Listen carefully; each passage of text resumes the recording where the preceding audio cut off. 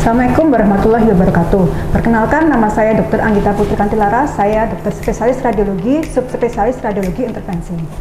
Rumah sakit PKU Muhammadiyah Gamping memiliki fasilitas pelayanan TACE atau TACE atau disingkat dengan Transarterial Chemoembolization. Layanan TACE ini menggunakan panduan dari DSA atau Digital Subtraction Angiography, di mana kita dapat melakukan suatu tindakan memasukkan mikrokateter menuju ke pembuluh darah yang memberikan makan suatu tumor menggunakan panduan atau guiding dari DSA. Layanan dari TACE ini atau Transarterial Chemoembolization ini merupakan layanan dari radiologi intervensi dengan memberikan obat kemoterapi dan agen embolisasi menuju ke mikrokateter menuju ke pembuluh darah yang memberi makan suatu tumor. Layanan dari TACE ini tidak dilakukan, istilahnya bukan merupakan tindakan operasi atau bukan merupakan suatu pembedahan, sehingga pasien selama tindakan dapat melakukan komunikasi langsung dengan dokter atau perawat yang ada di ruang cath-lab. Karena memang tindakan ini menggunakan anestesi lokal yang dilakukan di baik selangkangan kanan ataupun selangkangan dari kiri. Yang kedua, efek samping dari kemoterapi akan sangat jauh berkurang dibanding efek samping kemoterapi yang sistemik. Seperti yang kita tahu, efek samping kemoterapi sistemik bisa berupa rambut rontok ataupun pasien akan mual atau muntah, atau pasien tidak nafsu makan. Hal ini tidak dijumpai apabila pasien mendapat tindakan TACE atau Transarterial Chemoembolization. Dan tujuan yang ketiga adalah kita targetnya adalah downsizing atau menurunkan ukuran tumor, jadi tidak downgrading. Jadi harapannya tumor akan berukuran lebih kecil dibanding ukuran yang sebelumnya. Pada prinsipnya semua tumor dapat dilakukan TACE atau Transarterial Chemoembolization. Khususnya adalah tumor-tumor yang sifatnya agresif lokal atau bersifat mendestruksi organ-organ di sekitarnya, sehingga akan menyulitkan tindakan pembedahan atau tindakan operasi. Atau mungkin ketika tindakan operasi akan memperbesar resiko terjadinya ke depan atau di kemudian hari. Atau mungkin pasien-pasien dengan tumor tetapi menolak dilakukan tindakan pembedahan. Beberapa kasus yang dapat dilakukan tindakan TACE ini, yang pertama adalah tumor hepar atau keganasan pada hepar, atau kita kenal dengan istilah karsinoma hepatoseluler atau hepatoma.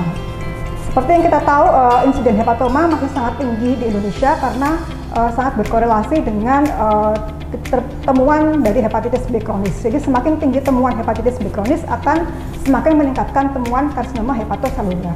Dan sayang sekali temuan KHS ini sering dijumpai ketika pasien datang ke layanan kesehatan sudah dalam fase atau stadium lanjut. Itu yang pertama. Yang kedua yaitu nodul metastasis di hepar. Jadi istilahnya tumor, kemungkinan misalnya adalah tumor ganas usus yang meluas ke hepar. Jadi adalah nodul metastasis di hepar yang merupakan keluasan dari tumor lain. Dan yang ketiga adalah tumor yang ada di kanker atau kanker yang di kepala dan leher atau head and neck cancer.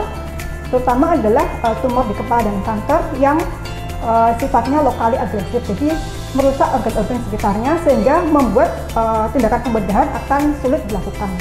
Itu bisa dilakukan TACE. Dan yang keempat adalah tumor-tumor yang sifatnya hipervaskular atau memiliki vaskularisasi yang sangat banyak, sehingga ketika dilakukan pembedahan maka akan resiko terjadinya perdarahan akan sangat besar. Maka pada kasus tumor yang sangat hipervaskular ini kita dapat memberikan tindakan yaitu TAE atau disingkat dengan Transarterial Embolization. Jadi obat embolan yang dimasukkan akan bersifat memblok terjadinya perdarahan tersebut.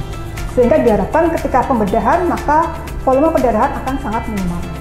Dan yang kelima adalah pasien dengan CA mame atau keganasan payudara.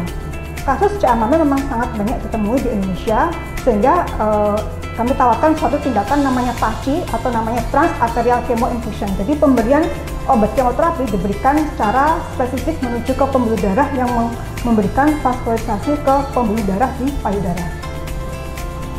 Untuk persiapan pasien yang akan dilakukan TACE, maka sehari sebelumnya atau mungkin setelah pasien berkonsultasi terlebih dahulu dengan dokter spesialis penyakit dalam konsultan hematologi onkologi medik, maka pasien dapat melakukan mondok di PKU Rumah Sakit PKU Muhammadiyah Gamping, lalu pasien sudah membawa USG perut, membawa CT scan tergantung dari organ yang mengalami kelainan, bisa CT scan abdomen atau CT scan kepala.